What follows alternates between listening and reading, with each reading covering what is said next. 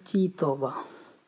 حضرت عبداللہ بن عمر بن الخطاب رضی اللہ تعالیٰ عنہ فرماتے ہیں کہ میں نے رسول اللہ صلی اللہ علیہ وسلم کو ارشاد فرماتے ہوئے سنا کہ سابقہ امت میں 3 آدمی تھے۔ وہ ایک دفعہ کہیں چلے جا رہے تھے کہ دوران سفر ان کو ایک غار میں رات گزارنا پڑی۔ چنانچہ وہ تینوں ایک غار کے اندر داخل ہو گئے۔ تھوڑی ہی دیر کے بعد پہاڑ سے ایک بڑا پتھر سرکا اور اس کے آ کر غار کی منہ بند کر دیا۔ سب کہنے لگے کہ اس پتھر سے نجات اور خلاصی کی یہی صورت ہے کہ ہر آدمی اپنے نیک اعمال کا اللہ تعالیٰ کے سامنے وسیلہ پیش کر کے دعا کرے۔ چنانچہ ان میں سے ایک آدمی نے یوں دعا شروع کی کہ اے اللہ، میرے بوڑھے ماں باپ تھے، میں ان سے پہلے اپنے بچوں کو دودھ نہیں پلاتا تھا۔ ایک دن میں درختوں کی تلاش میں دور نکل گئی۔ جب شام کو واپس آیا تو وہ دونوں سو چکے تھے۔ میں نے ان کے لیے رات کا دودھ دوہا۔ جب ان کی خدمت میں لے کر حاضر ہوا تو وہ سوئے ہوئے تھے۔ میں نے ان کا جگانا پسند نہیں کیا اور مجھے یہ بات بھی اچھی نہ لگی کہ ان سے پہلے اپنے بچوں کو دودھ پلاؤں۔ چنانچہ میں اسی حالت میں کہ دودھ کا پیالہ میرے ہاتھ میں تھا اور ان کی بیدار ہونے کا انتظار کر رہا تھا، یہاں تک کہ ساری رات گزر گئی اور صبح صادق ہو گئی اور بچے میرے قدموں میں بلبلاتے رہے۔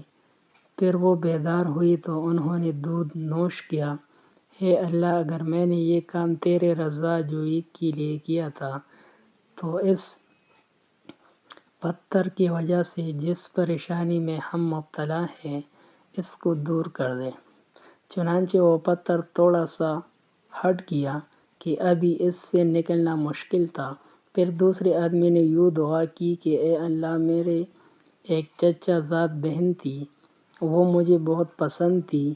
ایک روایت میں یہ الفاظ ہے کہ میں اس سے اس قدر محبت کرتا تھا جس قدر کوئی مرد عورت سے محبت کرتا ہو، بلکہ اس سے بھی زیادہ۔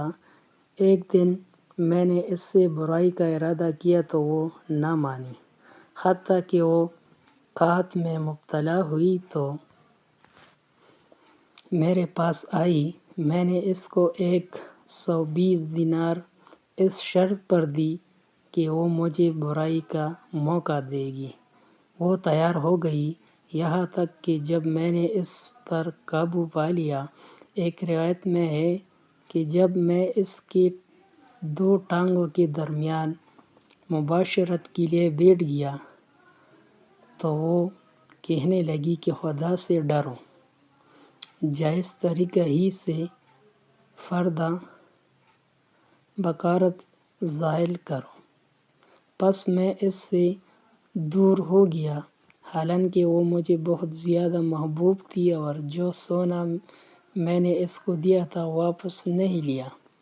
اے اللہ، اگر میں نے یہ کام تیرے خوشنودی کے لیے کیا تھا تو اس مصیبت سے ہمیں نجات دے دے جس میں ہم سب مبتلا ہیں۔ چنانچہ وہ پتھر تھوڑا سا مزید اپنی جگہ سے ہٹ گیا کہ ابھی اس کا نکلنا مشکل تھا۔ پھر تیسرے آدمی نے دعا کی کہ اے اللہ، میں نے چند مزدور اجرت پر رکھے تھے، ایک آدمی کے سوا سب کی مزدوری میں نے ادا کر دی۔ وہ آدمی جس کی مزدوری میں نے ادا نہیں کی وہ اپنی مزدوری چھوڑ کر چلا گیا تھا۔ میں نے اس کی اجرت کو بڑھایا یہاں تک کہ اس سے اموال کثیرہ ہو گئی۔ پھر ایک عرصے کے بعد وہ آیا اور اس نے کہا کہ اے اللہ کے بندے، میری اجرت مجھے دے دو۔